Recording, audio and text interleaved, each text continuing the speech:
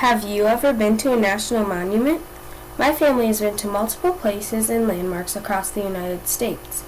In 2004, my mom, dad, sisters, and I went on a trip to South Dakota to visit Mount Rushmore. The Antiquities Act of 1906 allowed us to visit it because it states that all landmarks are to be viewed by the people. Once we got to South Dakota, there were tons of buildings, stores, and people everywhere. It wasn't really what I had pictured our trip to be like. Finally, we got to the gate, which was created and maintained by the government. Since the Antiquities Act requires Mount Rushmore to be protected, the gate controls who is there at certain times.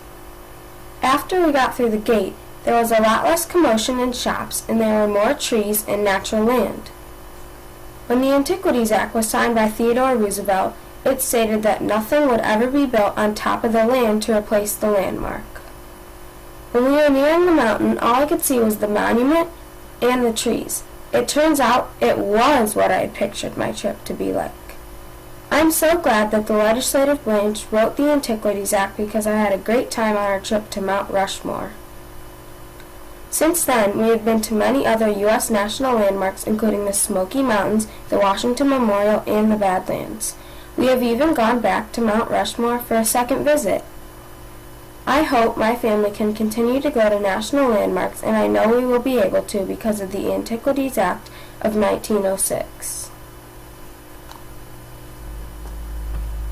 Created using Powtoon.